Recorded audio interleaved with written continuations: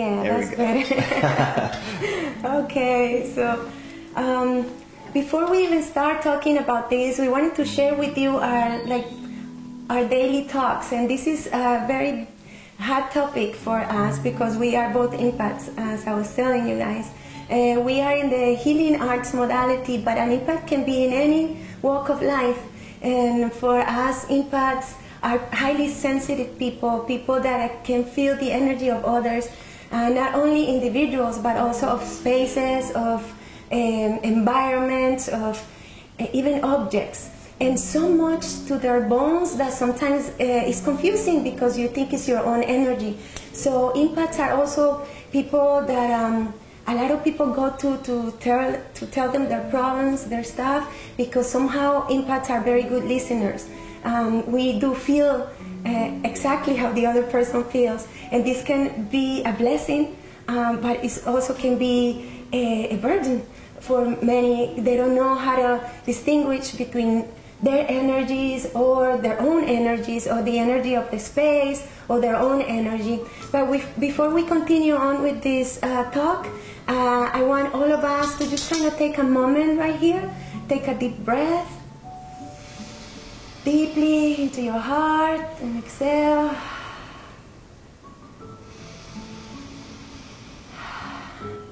I want to pray for the good of all, and I want to pray that all of what we speak about tonight can be divinely guided by the Creator, that everybody who jumps over here can take with them something that they can use in their daily lives. And with all of our love, we're here for all of you. We are also going to take some questions at the end. So another deep breath.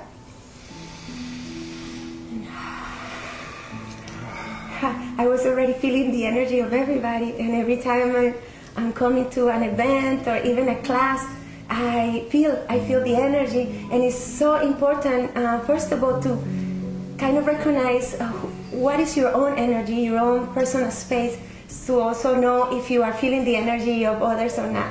So good evening, love. Good evening. How are you feeling? I feel really good. I'm excited to be on with you and getting to be here with tribe, with community, with family.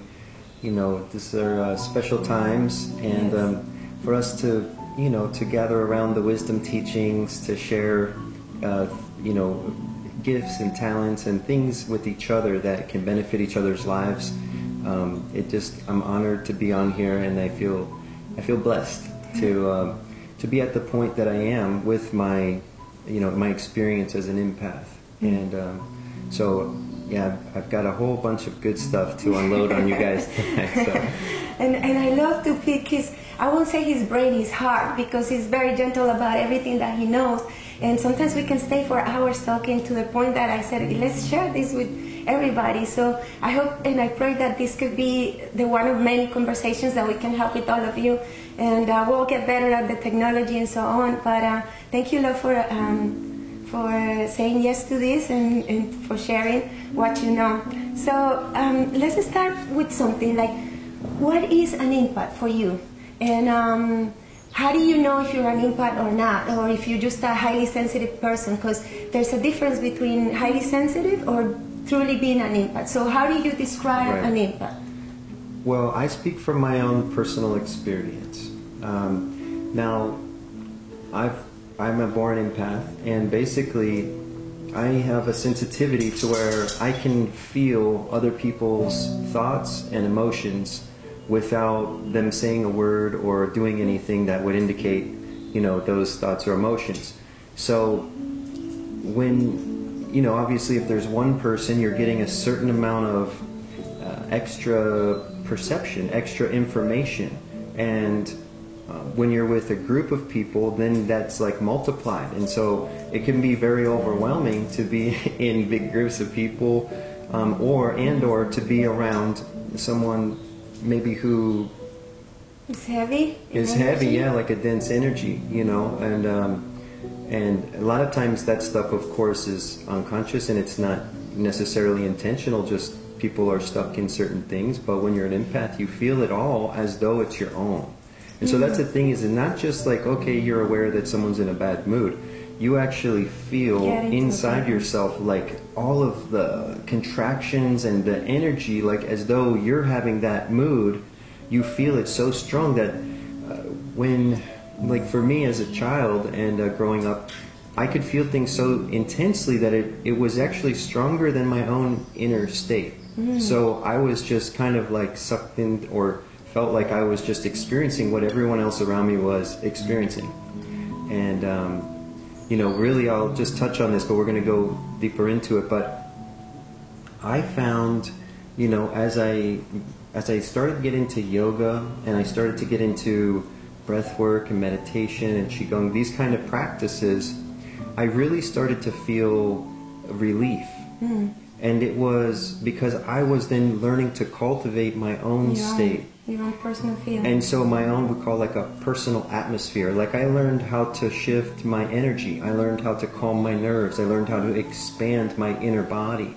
And so, you know, when you first are learning those things, you still will get up off of your mat or out of Shavasana, and like 5 minutes later you get a phone call or you get around somebody and you start contracting, you start reacting, and so you go back into it again. But over time, as you learn, it's a path of self-mastery, as you start to learn to hold that inner space stronger and learn how to defend it. And I want to go in to elaborate on all those things. But that's where this conversation is going. So what you're saying is it's very important to know to know thyself, per se, in that way. To know the kind of thoughts you have in a regular basis. To know your energy, how you react to things. So when an energy that is not your own comes to your atmosphere, you're able to detect if it's yours or not. So, for instance, I have a lot of massage therapists that are taking my classes, and they come sometimes, they tell me, I'm taking this Reiki class because I'm almost tired of doing massage because I'm just doing a regular session. The person leaves and there I am. The person leaves and they come to see me for a shoulder injury, and the person walks out the door and there I am feeling that same pain. Or other people that come and take the classes because they wanna know how to not take it, or how to know how to protect their energy field. What will you say about that? So the first thing will be to know yourself, and then another thing, so you can recognize when it's your energy or not. How do you elaborate on that? So I have a whole system actually that I developed around this, because I actually became a massage therapist professionally at 18 years old. And now, you know, it's been 22 years of basically full-time healing arts practice. And so I've worked with 25,000 people, 25,000 hours of actual therapeutic, hands-on, you know, physical, energetic work. And, you know, and then I've also, of course, been teaching, you know, thousands and thousands more yoga, meditation, breath work, and other things. But anyhow, do you used to take the stuff from your clients at the beginning? Yes, I did. So basically, I mean, someone could come in with a shoulder pain. I would leave, and my shoulder would hurt for a day or two. I would leave with their stomach ache, their headache. I would leave with the jitteriness inside my body. I used to call it static. So we have like almost like a static energy that builds up in our nervous system, in our body. And so, you know, learning how to clear these energies, learning how to open and expand the field and to release those energies. Now, the first thing is a personal practice, and you know, it takes discipline to be able to wield these gifts. Being an empath is a gift, but it takes training. And unfortunately, the way that our educational structure is set up is that it's not honoring the intuitive side of our being, the intuitive side of our mind. And so it's through the wisdom teachings, it's through contemplation, prayer, body, mind, spiritual disciplines that we gain these types of insights. And then starting even with the insight, then it has to be practiced and put into practice so that it can actually be a way of life, a wisdom, you know. And so really, where is the launch point right now? Because there's so much information that I want to go into, but This is a question that I have for you. So let's say, for instance, people that are not in the healing modalities, that don't have a practice of yoga or Reiki or anything, just somebody that is listening to us right now that are just tuning in into the empathic nature. Some have wrote me and say, this is a curse. How can you say this is a gift? So what would you say it would be good for them to kind of protect themselves, in so to speak, or just kind of shield themselves a little bit and not receive those energies from everybody? For example, would you think that taking a moment every day before they go to sleep, for instance, to clear their energy by breathing or by praying, or at the beginning of their day, or if they're gonna go to the supermarket or to work, because it becomes so strong that people don't even want to go to work. Right. Or don't want to go to the supermarket, like somebody that I know. Somebody has to go to the supermarket for me. So it's like, how do you do something simple that people can utilize? How do they start dealing with their empathic nature? How do they know, first of all, that they're an empath? And how do you know that you're an empath? And how do you deal with your empathic nature? Two big questions. All right. So that's loaded. But here we go. So, really, it's to know you're an empath. I mean, of course, we all have different levels of sensitivity. Mm-hmm. So, just saying an empath means that you're empathic. You feel for other people. You feel maybe what they feel. And so there may be different degrees of empathy. And some people may be very extreme. Some people may be very light. But to be empathic means that you're a heart-based being. Mm-hmm. So most everybody, if they're not just total cerebrally dominant, is going to have a level of empathy. And it's up to you, of course, to know yourself, to know to what degree your empathic nature is. But of course, if you're really feeling overwhelmed when you go out in places and things like that, then you probably have a much higher level of sensitivity. Mm-hmm. Now, if we were living in an enlightened world where everybody was just emanating light and positive energy flow, empathy would be absolutely divine, because you would just feel all of that. You'd feel that magic, that blessing. You'd feel everything around you, and it would be tickling you from the inside, and you would just be really lit up with all of that magic and energy. Because we don't want to be numb people where we don't feel what each other are feeling. We don't want that kind of thing. We actually want to break down all the boundaries and be open source, open, connected, intimate, where we're intimately connected with everyone and everything around us. And so when we have this level of sensitivity, it's a gift. But we have to learn, like Luz said, is how to wield that gift, how to protect ourselves, how to not take on everything that we're exposed to. Now, the biggest way that we're taking on things is by reacting. So not necessarily a physical reaction, although it becomes physical because you feel it tangibly in your body, but it's mostly the mind. The mind gets triggered. Mm-hmm. And so in yoga, the level of mind is called the causal level, because the causation or mind, the thoughts, cause the emotions. Now, an emotion is a polarized energy in your field. Mm-hmm. And so we have positive emotions and negative emotions. And so these are charges of energy. So when your mind is going into a positive judgment or positive thought or positive idea, then it generates a positive emotional charge. But the opposite happens whenever we see something that's repulsive.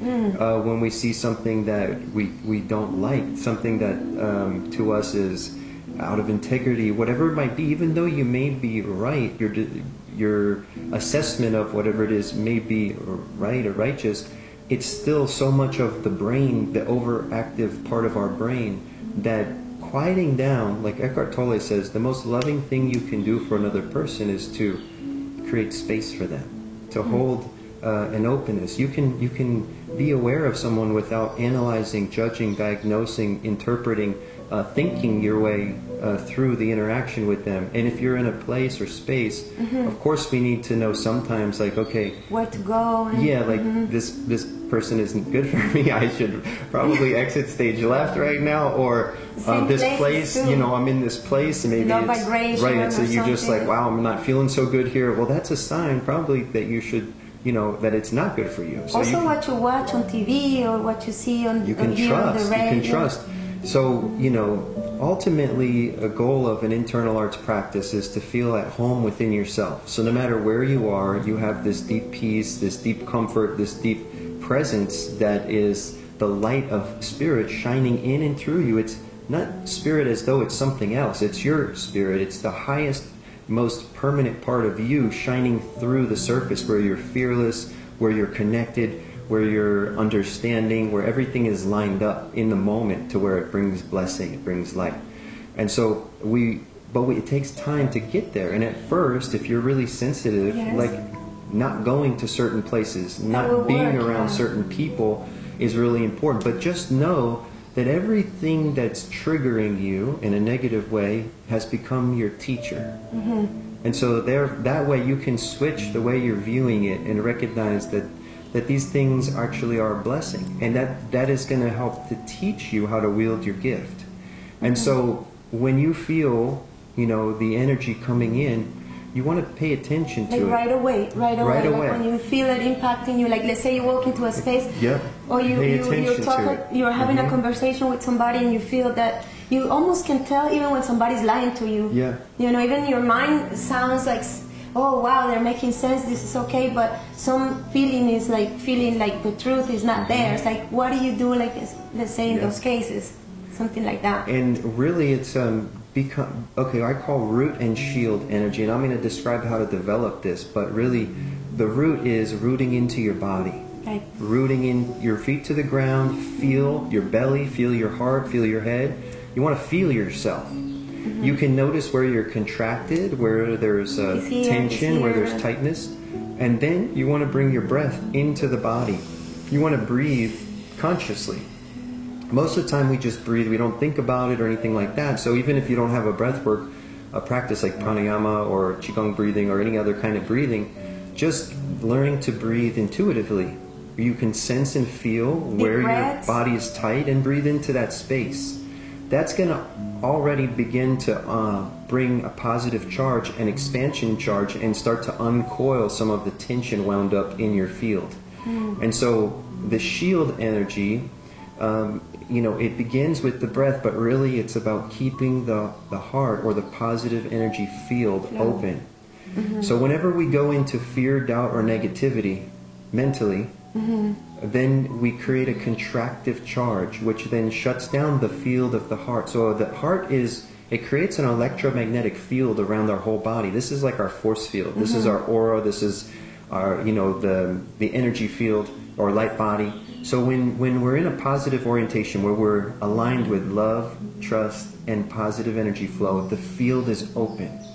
Now you can learn to expand your field, and that becomes the protective barrier where you develop your personal atmosphere. Also, can you stay, like when you wake up, instead of like just going to work, get it in your car or jumping in your computer to do your things, just by simply stating that, okay, that you are going to be in a happy space, that nothing is going to get you off your center, that whatever it is that is coming to you can be actually elevated instead of touching you in a negative way, that you are going to elevate and expand the field of others. I am a blessing to the world. You can state something like that, or you can say a prayer before you go out in the world, or to whatever it is that you do your things. Is that something that can protect you? Stating intentionally that you are protected, that you are a light in this world, that you, because we are, and especially empaths are usually healers, even if they're not on their healing path. Can this work?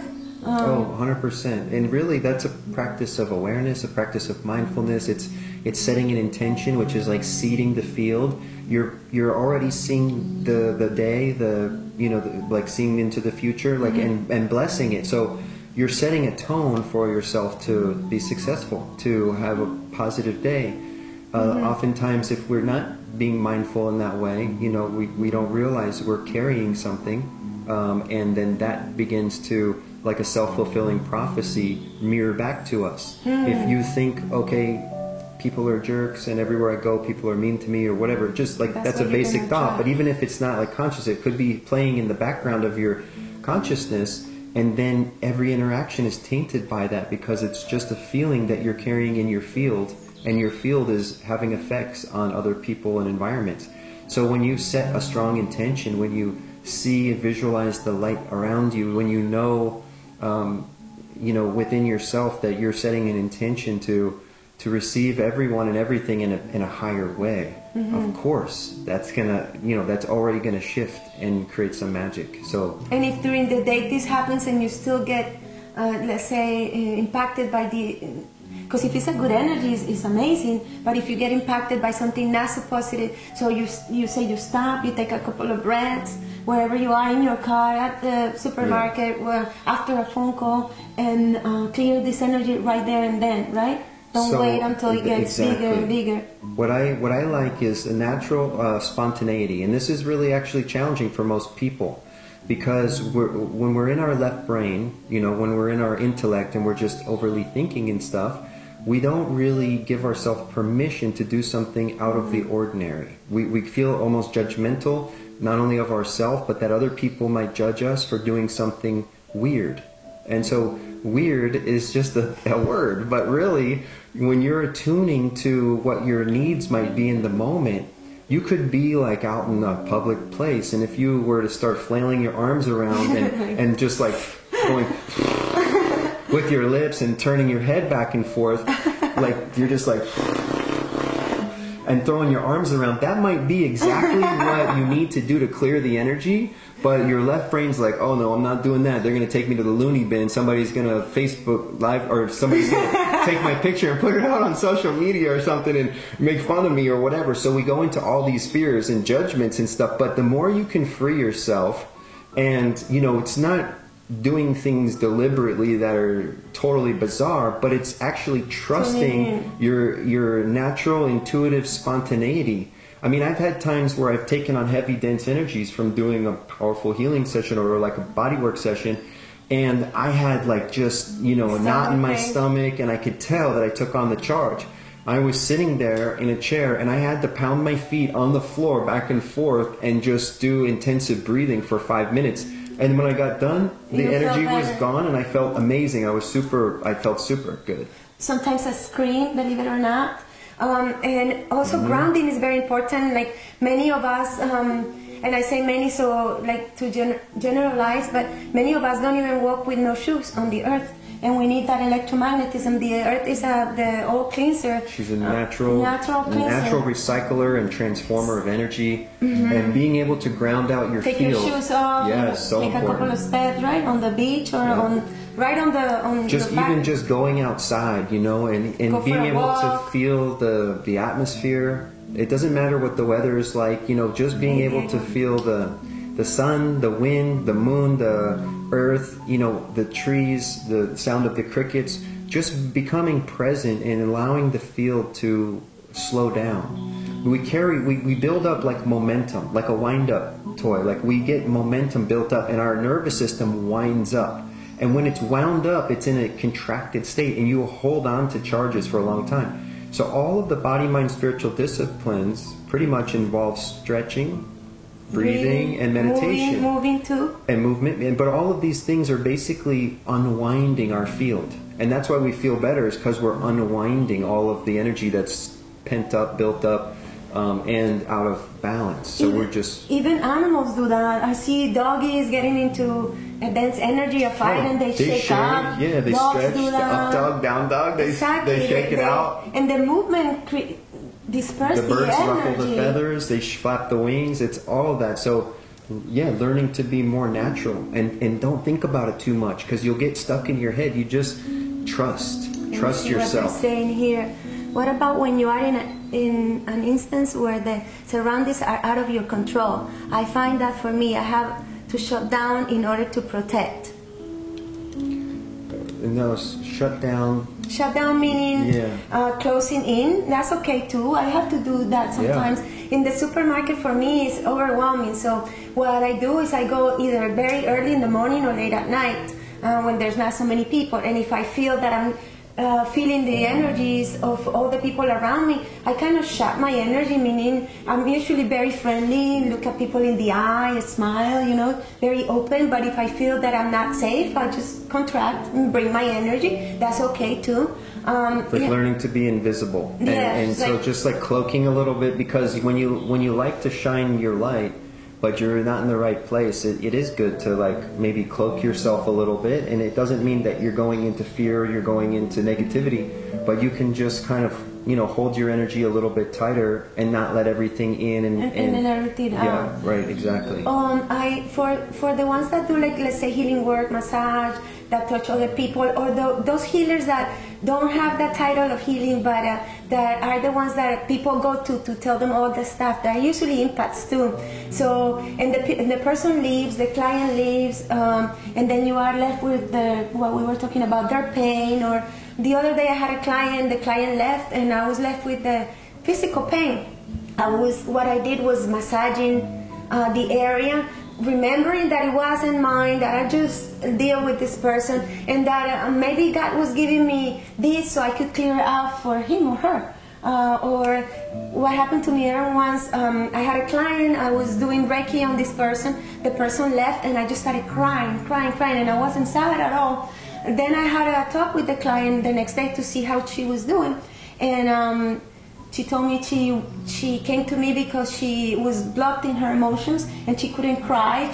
One of her family members just passed and she was not able to release that emotion. So after she left, I released for her, and she told me that she was feeling much better. So for me that was a blessing. And also I don't know, I wanted to tell people that to release kind of that energy, you can also take a bath. Right, as simple as taking a bath. What else can you do? Like simple life tips to release an energy that you have become attached to, either through a conversation, through a space. Ultimately, there's a saying or a teaching that says, a healer that's not able to quiet their mind becomes sick, and we see that also sometimes with psychologists and psychiatrists. And because you're listening and you're to, people's issues, and so it kind of becomes emotional dumping, and you can take on all of that stuff. And actually, as an empath, when you're a child and you're just exposed to all the emotions and things like that, even if you're a good-hearted, loving person, you still take on a lot of heavy density and emotions and stuff. So you end up carrying a heavy pain body. And it's not because you've done something wrong or because it's punishment or karma and all these things. This is just a conditioning.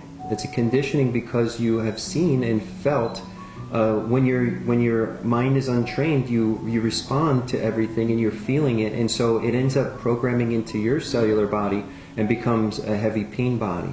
Now, for me, I really, when I got into breath work, I first started with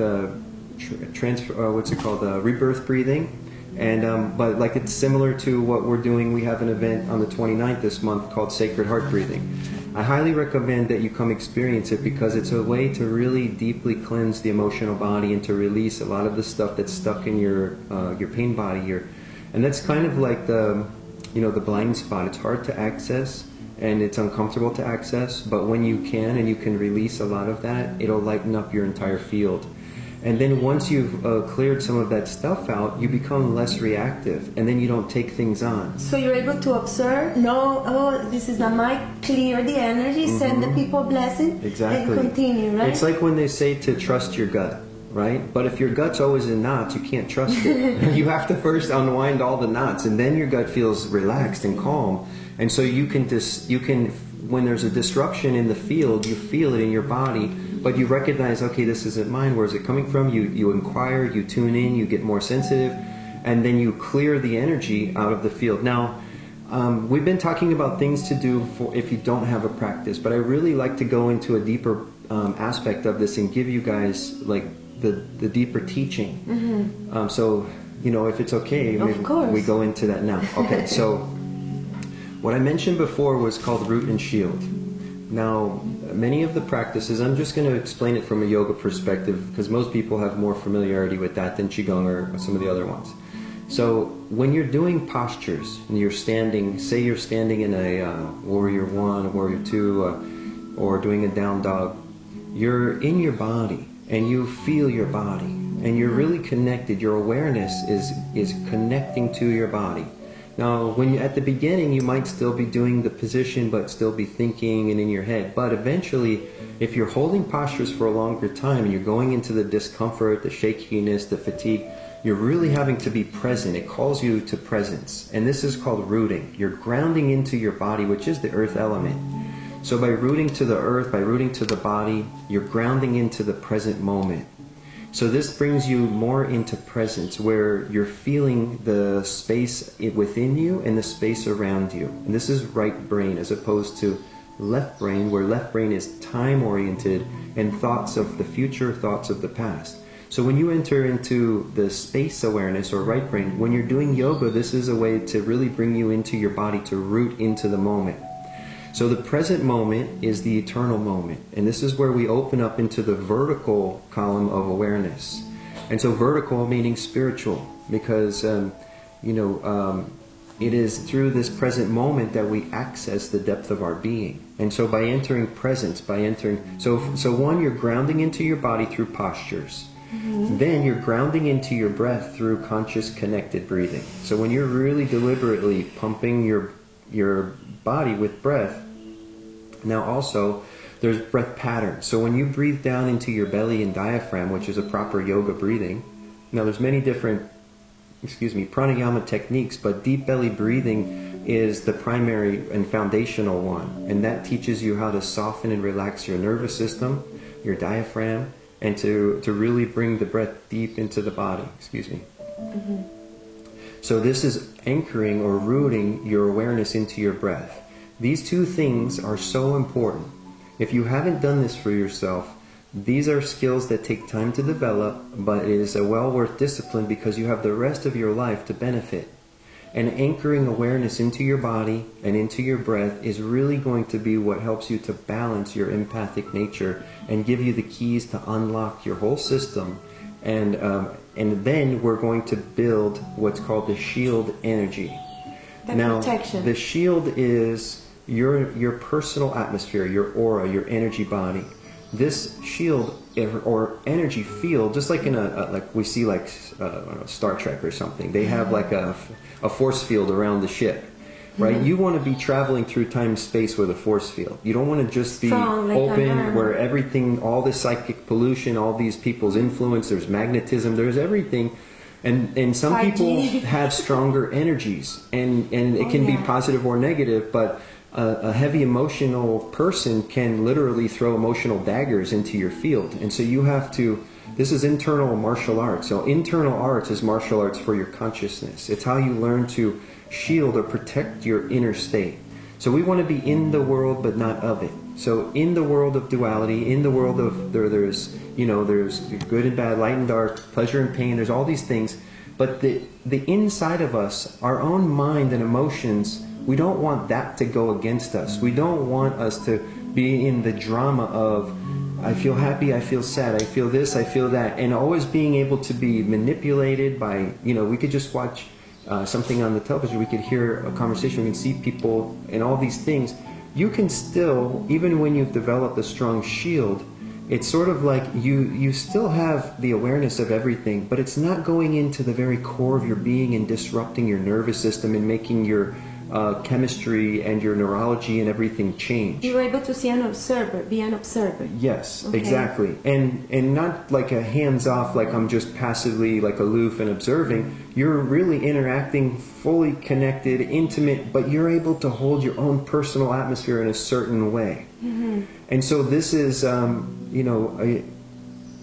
love Sadhguru. He talks about inner engineering. And this is really ultimately the same kind of thing. These are wisdom teachings that are teaching us how to actually create our own inner state and to be able to still be in the world but to hold the kingdom of heaven within our own mind and heart. And so what we call heavenly or divine, we would say is the if we were to describe all good qualities, if we were to describe everything that's life supporting, so everything that would be in support of us living the happiest, healthiest, best outcome of our life, that's the energy we want to carry inside. And so if something happens that's not going our way, typically we can go into a negative reaction. Well, a negative reaction isn't going to make things better. It's only going to make you stressed out or sick or speak or think or do something in a way that's not aligned with your heart. And so we get always caught up in these different conundrums because we're going into negative reactions, which then turns our emotions, and all the stuff inside of us is actually going against the grain of our own being. We are a loving children of God, and we're our empathic nature. Our heart is the bridge between heaven and earth, between our higher self and our lower self. Our lower self is an animal. We have a mind body. We're here in an animal body. Our higher self is soul, is pure awareness, is consciousness. So we can learn to be non-dualized internally. So you're unifying the field of your mind, emotions, and your inner body, even though you're living in duality. So you develop discernment, you develop the ability to communicate, you develop all these beautiful things, that learn how to protect yourself. But like the best way to protect yourself, like if someone was throwing a punch, isn't necessarily to block the punch, but it's to just get out of the way of the punch. Like in the Matrix, he just goes back and dodges all the bullets. Being able to see it without getting attached to it or without So getting when you hit. see something coming, you don't even have to have an opposition. You don't have to make a reaction. You don't even have to take it personal. There's all these energies flying around, but especially now, when you react to them, that's when you start getting triggered, and then the downward spiral takes your energy down and you don't feel good. Most people, they don't want to be so sensitive because they're always not feeling good. It's not your sensitivity, it's your reactivity. Exactly. I like that. I like it. So you say, and being an empath is a gift, and most of us are empaths in some different type of levels, and I feel that right now all of those gifts that we probably were more empathic when you were a child and you kind of shut that down, and now that all of this light is hitting the planet, everybody's gifts are like blossoming, and it's like, wow, I felt like this when I was a child, but I don't know how to deal with this right now. So you're saying, to just kind of summarize a little bit for the people that are just jumping in right now, we all empaths in some kind of level. Being an empath is a gift. It means your heart is open. It's open. That means your heart is open. For you to kind of protect yourself, you have to know yourself first. Have an intention when you wake up of... well, let's think about, like, what's the energy of the heart? So if the heart's open, and we don't want to close our heart, right? Does anybody want to close their heart so they don't have to deal with all the that? Well, the heart is where you're going to receive all your satisfaction in life. So closing your heart down is only a fool's errand, because you're going to be poor of spirit, poor of the deepest, most satisfying things of life are all happening in the heart. So we want to keep our heart open. In fact, we want to learn to open it even more. Now, the energy of the heart is love. Okay, so love, trust, and positive energy flow. I want you to really remember these three things: love, trust, and positive energy flow. So the super soul, like Superman, the energy that powers Superman or super soul is love, trust, and positive energy flow. Now, what's the kryptonite of the super soul? What's the thing that weakens the super soul? It's fear, doubt, and negativity. Anytime these three energies, fear, doubt, or negativity, start to predominate your thoughts, then your emotions follow, and then your heart closes. Literally, energetically, you feel a heavy chest. That's that heaviness in the chest. We have, like, and sometimes it can be guilt or shame or different things, but a lot of times it's like, there's a little bit of fear, doubt, or negativity that comes in, and then this area shuts down, and we get stuck in what's called the ego bubble, and it's the physical, emotional, and mental body. And so this winds tighter and tighter with momentum, and it's only when the heart pops back open that we start to feel ourself again, to feel authentic, to feel relaxed, to feel good. And now, of course, when you feel that, you want to protect it. But it's not somebody out there doing something to you. It's you doing it to yourself. And the more you take responsibility, the more you gain back your power. So you're learning how to not respond in a negative way that's based in fear or doubt. And when I say doubt, it means you're doubting yourself. You're doubting God. You're doubting the power of the universe. You're doubting that this whole universe that's teeming with life and intelligence, that it's also flowing through you, and you can trust it. You can trust. And so there's all of these reasons, and I know right now some of your minds are going, what about this, what about that, what about that? And there's always going to be these reasons and things that are coming up mentally, but the mind becomes the maze, the mind becomes the trap. And so learn to go beyond your mind. They call the first teaching of yoga is Chitta Vritti Naroda. It means to still the mental fluctuations. The mind, when it keeps buzzing with all of these thoughts, it keeps you bound or trapped or wound up. And so learning to quiet the mind and go into a deeper part of your intelligence, which is intuitive. It's the feeling awareness within you.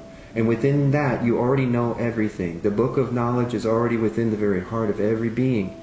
So the Spirit of God is in you, and you trust that, and you breathe into that and release your mind. And that's going to help to open up everything. So developing a practice, either to meditation, breathing, prayer, daily is going to help you. If people are here, I was reading some comments. There's somebody that works in a hospital, always surrounded by, you know, disease, people crying, people in hard spaces.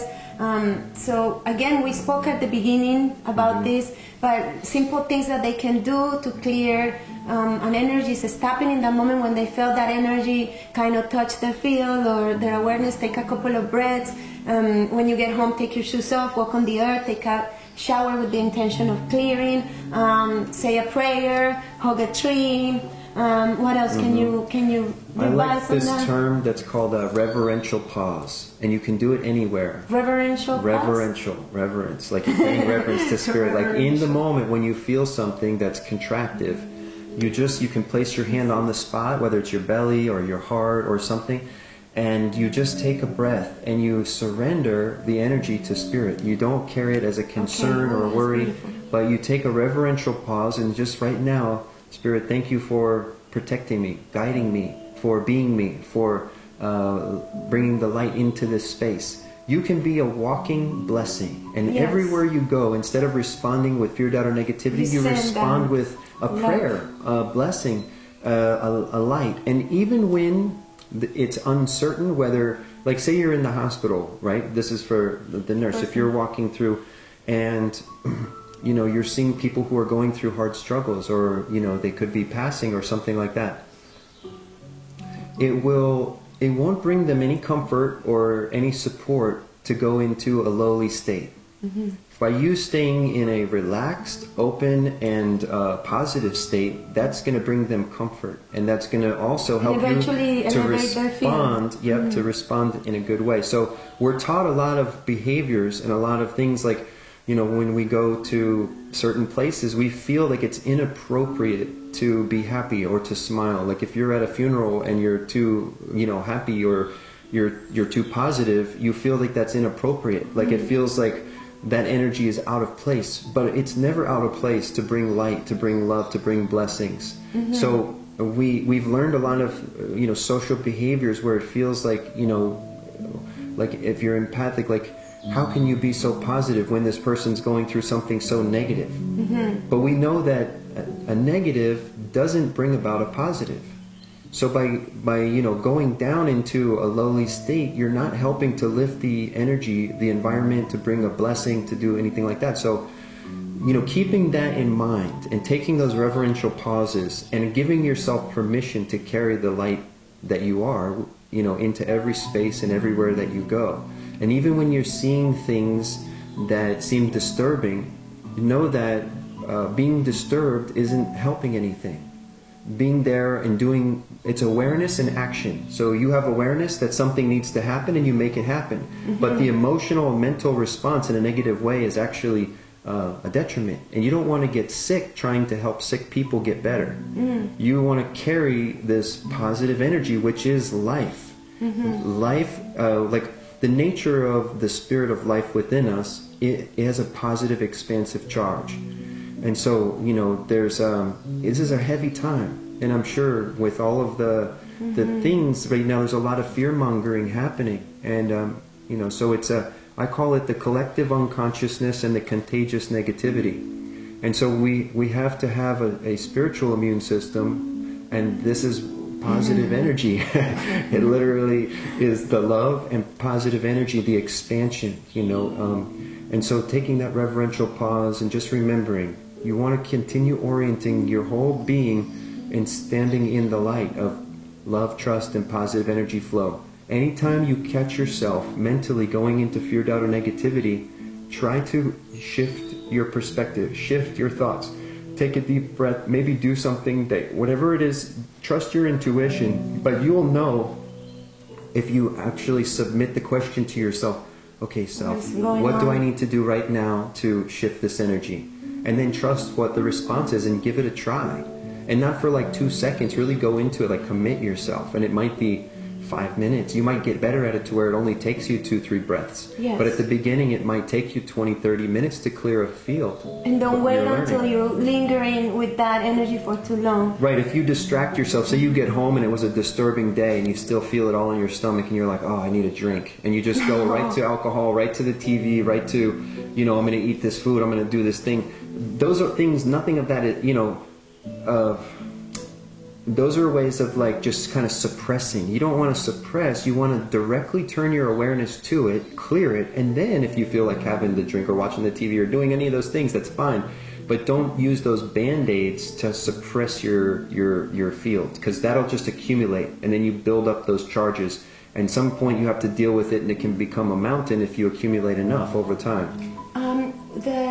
All of these internal tools that you're gifting us, or like you're referring to, are amazing, because everything is inside of us. Some physical things that they can do, we already said, you know, taking the shoes off, walking, receiving the electromagnetism on the earth, going to bathe in the ocean if you have, if you live close to the water. Also hugging a tree can work. Mm-hmm. And I repeat this because there's people that are just jumping in and asking these questions. They use with the fire, like even lighting a candle or making a fire in your backyard. You can light up a candle and like bring the energy of the candle to your field. Burning some sage or copal. You can burning sage, copal. You can either also bless a glass of water and drink that water with intention. You can carry a crystal with the intention of protection.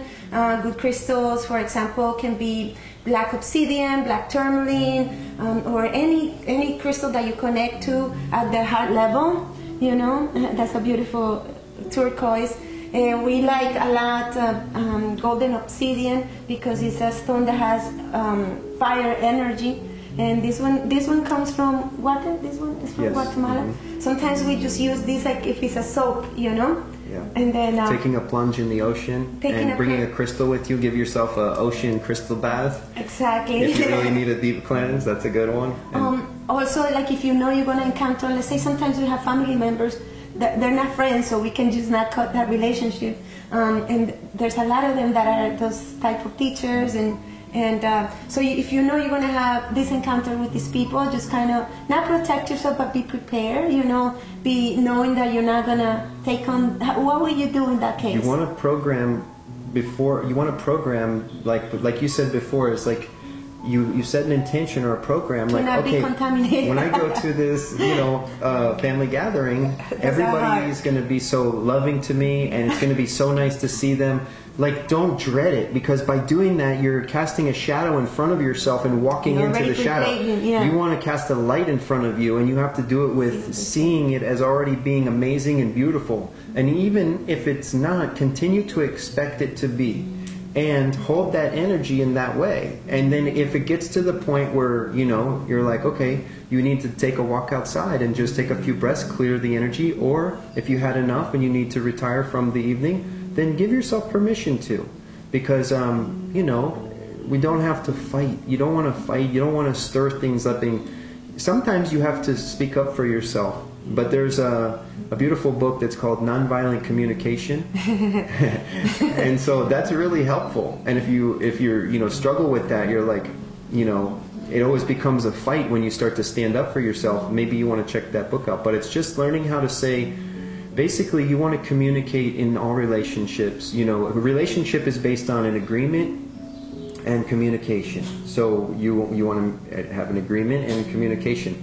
When you have family and stuff, and something is bothering you, or they're doing something that bothers you, you don't have to say, you're doing this to me. You can just say, hey, I just want to let you know that when you do this thing, that it rubs me the wrong way. It irritates me, and I love you so much, and I'd like for our connection to be really beautiful and good, because you're just such an amazing person. You can sugarcoat it, and you can still get your point across in a non-violent way. And there's like always the ability to communicate. And if something becomes dysfunctional, then you give yourself permission to step away, take a break. It's beautiful what you say about relationships, because we are always in relationship to not only people but also places. I feel the energy of spaces, and for instance, when I go out of a plane, when I first visit a country or a space, I talk to the territory instead of me like feeling all of these energies, unwanted energies, or positive or negative energies. I make sure that I say, hey, hello, how are you? I'm saying hello to all the spirits of this territory inside myself. I don't have to say it out loud. Maybe leaving an offering, some herbs, a little crystal, preparing the way, so I'm only encountered with the most positive and beautiful energy. If I go to a space and I don't feel the energy is right, I feel it for a couple of minutes. If I can remove myself from the space, I do so. But I usually try to like just elevate the space and take a couple of breaths and energy from your heart, and say, I'm here for a reason, because you're there for a reason. And instead of running away from each space, kind of like elevate the space and become a walking blessing, like you said. Yes. We're learning to be sorcerers and sorceresses, and we say source, the source, the source field, the field of consciousness, the field, the infinite field, or the unmanifest. And so we're a child of God, we're co-creative beings, and you're learning to source within your own self. And so you can call things in, and it's really the deeper you go into yourself and through the disciplines, because we can implement some of these things on the surface, but there's this a signal to noise ratio, and I love this term. Thank you, Will. And so signal to noise ratio, the signal is the signal flow path of consciousness, and it flows through all of us. But the noise is all of the sort of mental, emotional, physical noise. It's the dissonance. It's all the things that are disrupting the harmonious flow of consciousness in our field. And so sometimes we have, toxins in our body, too much coffee, too much alcohol, too much food, too much, other kinds of things that are basically creating a noise in the body. Now, when you're stretching and you're exercising, you're eating healthy and clean, that helps to clean up some of the noise in the physical body. Yes. Your nervous system also can carry noise. Well, you speak too, huh? Learning to do the breathing helps to smooth out the flow of energy in your field and build the energy stronger. So you're boosting the amount of energy that carries the signal. And so the signal is the infinite intelligence that harmonizes every cell and is directing every operation within your entire being. And so we want to reduce the noise, the mental noise. Your mind thinks in thoughts. So, not in thoughts, in words. So when you're speaking words or you're thinking words, the way that you think and speak, so both ways. So the words are just your thoughts coming out. And so learning to, maybe be more mindful of what you say, and it's also being more mindful of what you're thinking. But slowing the mind down and then, reducing the amount of stuff you say and being more intentional and having more meaning behind what you're actually saying.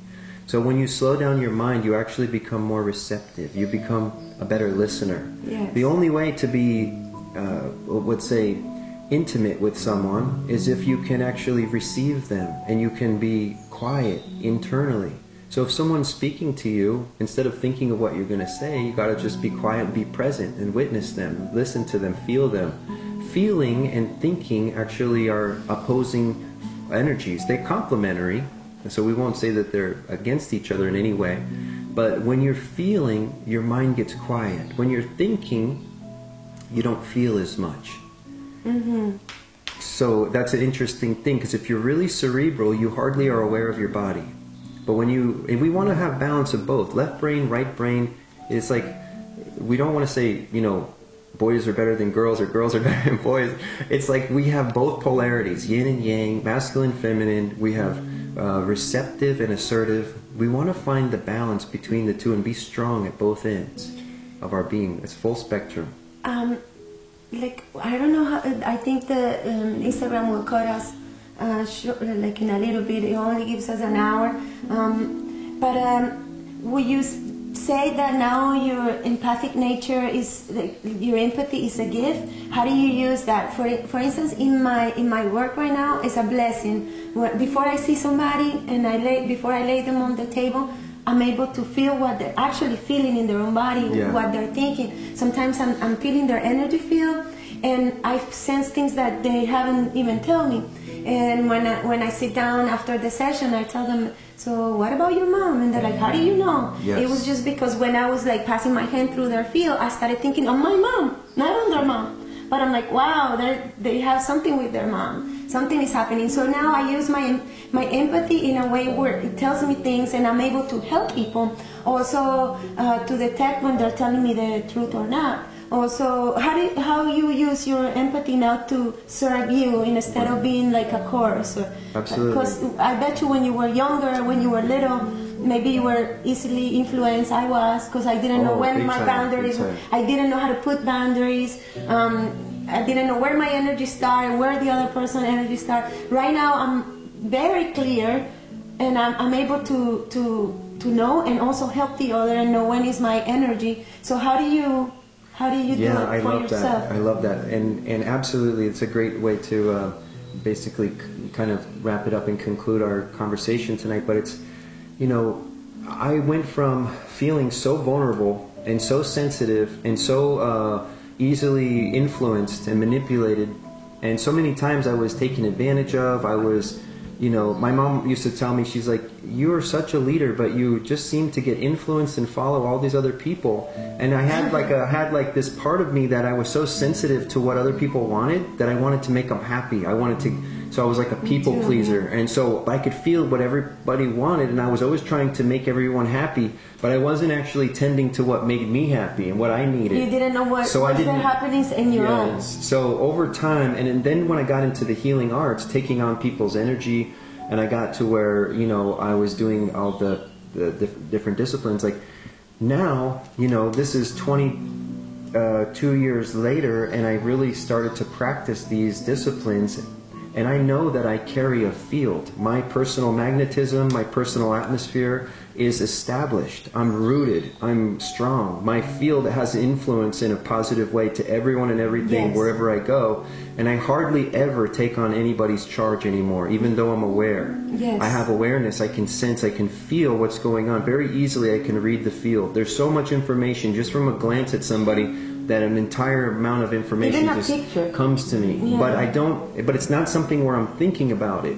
It's just all at once, like a huge, And so I feel so grateful that I'm solid. I feel within myself that I'm able to hold my personal atmosphere in a very pleasant, open, and beautiful way. Even in our relationship, I can sense things that Luz goes through, but I don't have to suffer down to the core of my being every time she goes through a mood or goes through something. And it's wonderful to have that independence. Sometimes I got from somebody. Right. And vice versa. So, like, it's a beautiful thing that, I feel that I have a deep root within myself, and I'm able to hold my energy. Now, the only one that can violate me is me, and so I'm mindful of the way that I'm responsible.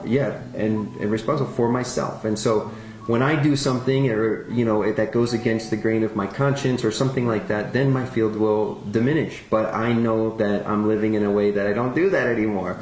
And so and that we would call personal integrity, and learning about yourself and having the discernment, because it can be very confusing. The mind is a trickster. And the mind can, basically justify all kinds of things, but we have to learn to attune to the heart and go even deeper than thinking into the feeling, and to be able to feel and deeply into yourself. And so, the empathy, we of course, we want to keep opening up to feel even more, to become even more sensitive. And it's balanced with your ability to also be unmovable. And I don't mean unmovable in a way that you're numb to life. I mean unmovable because you have such a depth of faith and understanding of your higher nature that you're able to live in the principles of your understanding. I want to give a tip of some of you that maybe because some of you are just like getting to like being like exposed to this type of information. Some people that I see here writing about, will you recommend some books, give me some tips. If you just jumped in, I recommend you to hear the beginning of the video. We gave a couple of tips throughout the video. One tip that works for me is like people tend to tell me their stuff, even if I'm not seeing them as a client or as a student or anything. I'm in the supermarket and randomly people come to me and tell me their stuff. I'm shopping for something, and maybe if you're an empath, that happens to you. If you are in front of a person and they're telling you their life in 5 minutes, don't cross, right? Don't lock your body. Try to be open, breathe through it. Remember, it's not your stuff, so don't take it onto you. It's good also to visualize. I sometimes visualize a bubble of white light. It's an intention of protection, surrounded by the light. I take a couple of breaths, root myself, like feel my whole body, like you were saying, make sure that I'm planted on the earth. And when I come home, I either wash myself with my hands with salt, or I cleanse myself with some smudge, or take a shower, or like whatever the other things that that we were saying here at the beginning. There's a really good book called Opening to Channel that I love a lot by Sanaya Roman. It talks about a channel in those times where the book was written, it was like in the 70s. It was something like the same that we're talking about, empathy. So it's some breathing exercises, some visualizations also that you can do to being able to channel, meaning feel the energy of others, either animals or places, through you, and being able to differentiate what is your own energy, what is the message that you're receiving through your body or through your senses, and being able to either elevate that or help the other person go through whatever is going through or the space. Do you have any books that we're asking here that you can recommend, or anything that they can help them into? I love Eckhart Tolle's work, The New Earth, or The Power of Now, because that, he really coaches everyone to enter into, feel their body, to be present, to let the mind get quiet, to create inner space. That's really what it takes to balance out your empathy, is to have a part of you that's quiet and centered and open. So you have like the center is clear and relaxed and open. Meanwhile, on the periphery or on the surface, you're still feeling everything. But you don't want all of the feelings happening that are always changing and volatile to go all the way down and to start twisting up your insides. So learning to stay centered in that way, or present in that way, or open, and we want to open ourselves. Again, it's the reactions that be get open us but not reactive. The reactions are what get us entangled. Entanglement is like you give permission to those energies to come in when you do some kind of emotional charge has hooked into your field and has activated that emotional charge in your field. And so how do we straighten those hooks? How do we loosen them? We do it through unwinding, relaxing, and letting go. And the natural, spontaneous, intuitive approach is really highly recommended. Like, don't think too much. Like, trust that even if you don't know. Trust that all you have to do is say, right now, self, I'm feeling these energies. Okay, what do I need to do to clear it? And then don't think about it. Just be quiet and start to take deep breaths. All of a sudden, you'll start moving your arm, moving your legs, doing something with your hips. You never know what it's going to happen, but you just got to trust, because this natural spontaneity is an intelligence within you that knows how to clear charges and things like that. Also, the reverential pause we talked about earlier. Just stopping for a moment, tuning in, and taking a deep breath. Know that spirit goes within you and before you, and trust, instead of going into fear, doubt, or negativity. Also, mantras work too. Mantras are beautiful. Yeah, affirmations are beautiful. Prayers are beautiful. Violet flame affirmations are amazing. It's like learning to redirect the energy. So it's a redirect. If the energy is going down, you want to redirect to bring it back up. It's being like an alchemist. If you can stay in the neutral zone, that's also very high vibrational. But you want to seed the field. When you're in neutral, then you seed the field with your positive energy seeds or positive energy intentions. And so you want to be the higher energy polarities to bring everybody high with you, and instead of getting all the negative debris and bring yourself down with them. So, right. And now that's a different thing than feeling your own emotions. If something happens and you are feeling emotional, we're not telling you to block or not feel your emotions. Feel your own emotions and know that emotion is like a wave. It's an emotion. Energy in motion. So a wave. So an emotion is temporary. It's a response to a thought. It could be a thought. It could be an experience.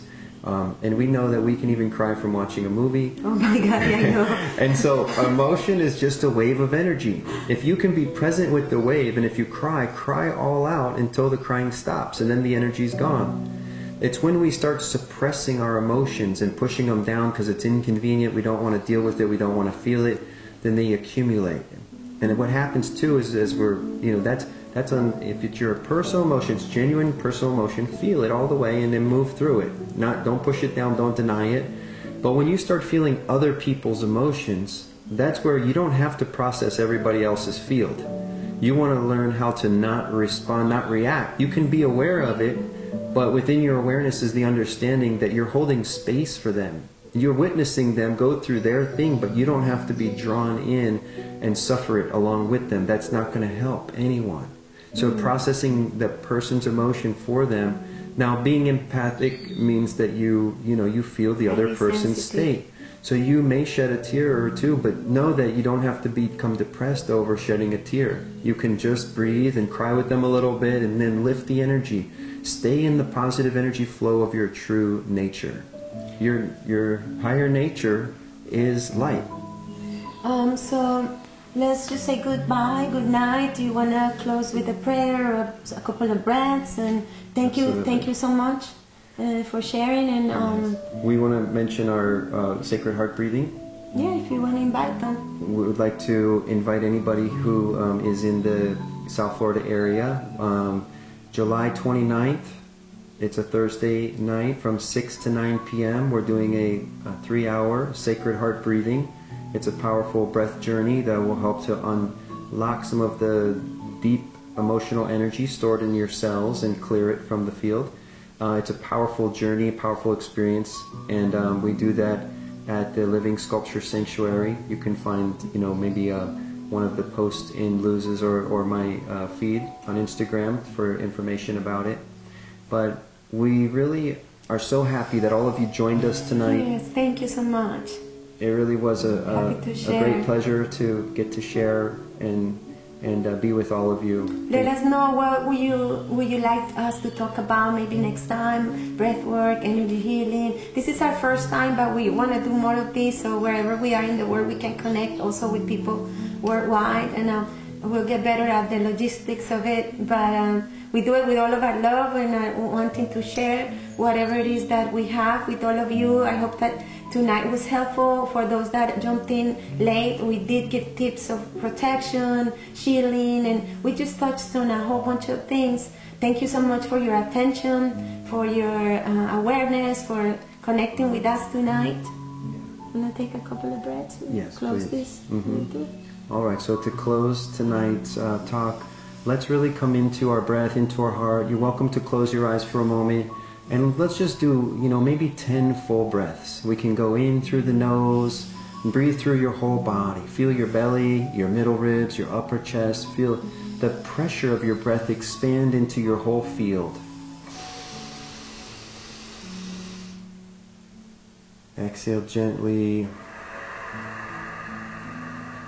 Soften, relax. Feel the spine lengthen again. Inhale.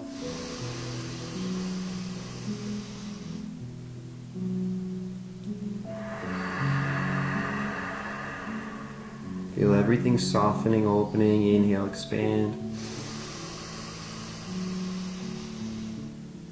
Exhale, squeeze the belly and pelvic floor. Again.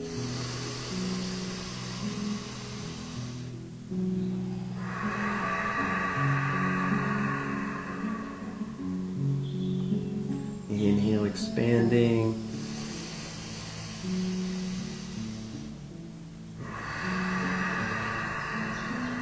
we'll do the last 3 out of the mouth, in through the nose, out of the mouth, and a nice long sigh.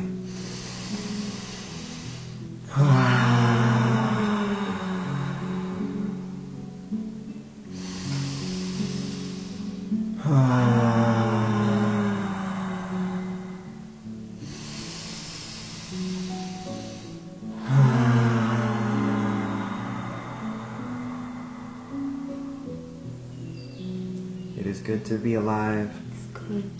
Thank you, thank you, thank you. Thank you, thank you, thank you, thank you.